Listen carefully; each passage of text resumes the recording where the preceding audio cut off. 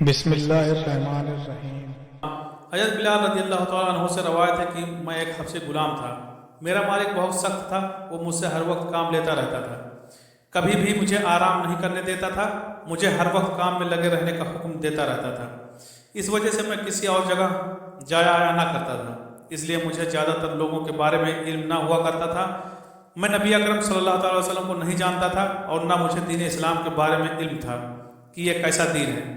سردیوں کا موسم تھا، میرے مالک نے مجھے جو پیسنے کا حکم دیا تھا، میں اپنے مالک کے حکم کے مطابق جو پیس رہا تھا۔ مجھے سخت سردی لگ گئی تھی، جس کی وجہ سے مجھے سخت بخار ہو گیا۔ میں اتنا تھک گیا تھا کہ آرام کرنے کے لیے میں لیٹ گیا اور اپنے اوپر چادر لے کر سو گیا۔ اتنے میں میرا مالک مجھے دیکھنے کے لیے آیا کہ میں کتنے جو پیسے ہیں۔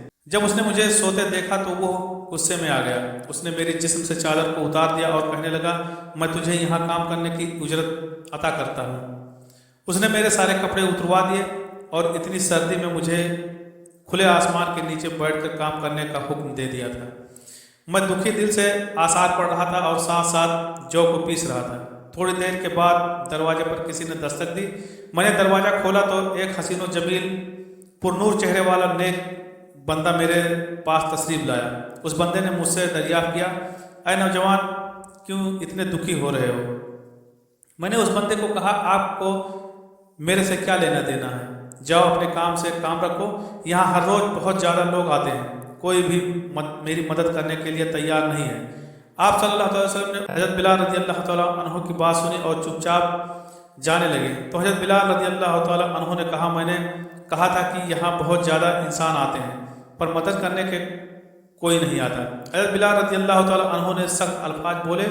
نبی اکرم صلی اللہ علیہ وسلم اس کے سخت لفظوں کو سن کر چلے گئے۔ حضرت بلال کے دل میں تھوڑا سا خیال تھا کہ نبی اکرم صلی اللہ علیہ وسلم میری مدد کے لیے آئے ہیں، اب وہ بھی امید جاتی رہی۔ نبی اکرم صلی اللہ علیہ وسلم تھوڑی دیر گزرنے کے بعد کچھ کھجوریں اور گرم دودھ لے کر آئے۔ نبی اکرم صلی اللہ علیہ وسلم نے فرمایا، اے جوان، دودھ کے ساتھ کھجوریں کھاؤ اور آرام کرو۔ حضرت بلال رضی اللہ تعالیٰ عنہ نے فرمایا، اگر میں یہ کھا پی کے سو جاؤں تو میرا یہ کام کون کرے گا؟ میرے مالک تو پہلے ہی میرے سے بہت ناراض ہو کر گئے ہیں۔ نبی اکرم صلی اللہ علیہ وسلم نے فرمایا، تجھے یہ جو پیسے ہوئے چاہیے نا، میں آپ کو یہ جو پیس کر دوں گا۔ حضرت بلال رضی اللہ تعالیٰ عنہ حضرت محمد صلی اللہ علیہ وسلم کی یہ بات سن کر بہت خوش ہوئے اور دودھ کے ساتھ کھجوریں کھا کر سو گئے۔ یہ عمل مسلسل کافی دن تک جاری رہا۔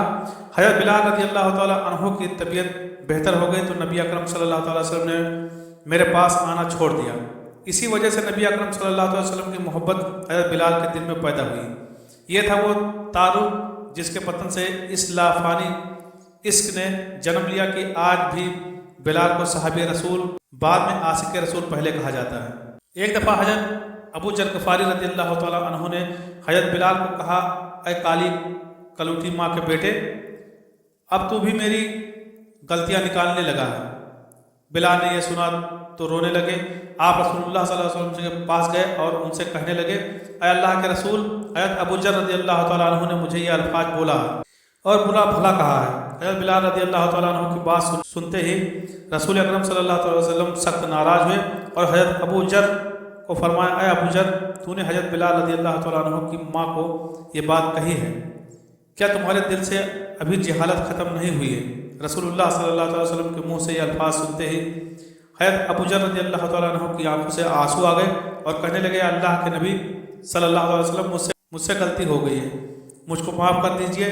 یہ بات کہہ کر حضرت ابو ذر رضی اللہ تعالیٰ عنہ مسجد کی زمین پر لیٹ گئے اور حضرت بلال رضی اللہ تعالیٰ عنہ سے فرمانے لگے، اے بلال رضی اللہ تعالیٰ عنہ، میں اس وقت تک زمین سے نہیں اٹھوں گا جب تک آپ میرے منہ کو اپنے پاؤں کے ذریعے مسل نہ دو گے۔ حضرت بلال رضی اللہ تعالیٰ عنہ حضرت ابو ذر کی زبان سے الفاظ سنتے ہی رونے لگے اور حضرت ابو ذر کے گلے لگ کر فرمایا، اے حضرت ابو ذر، میں کس طرح سے اس چہرے مبارک کو رون سکتا ہوں جس کے منہ سے اللہ اور حضرت محمد صلی اللہ علیہ وسلم کی حمد و ثنا بیان ہوتی ہے۔ آمین یا رب العالمین۔